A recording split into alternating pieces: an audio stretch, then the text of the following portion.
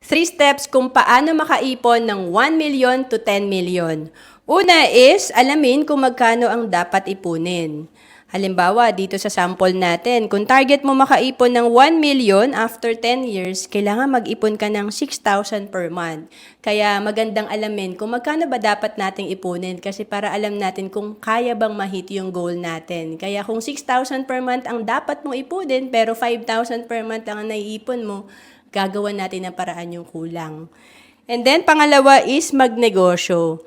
Nung ako ay empleyado pa, medyo limited lang yung kaya kong ipunin at isave, kaya nag-part-time business ako. And then, pag may business kasi tayo, kahit magbasa tayo ng mga financial books, mag-attend ng seminar, business talaga yung recommended para gumanda yung cash flow natin or income.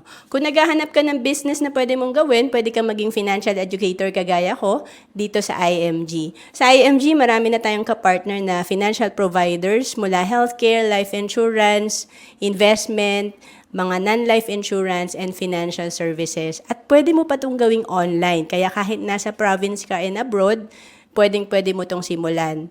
And of course, pangatlo, mag-invest. Kasi malaki yung difference na pag tayo ay nag-i-invest. Halimbawa dito, kapag ikaw ay nag-save lang sa bank or unan, 1 million lang yung projected fund mo sa sample natin dito. Pero kapag ikaw ay nag-i-invest, 34 million yung projected fund mo. Ang laki ng difference.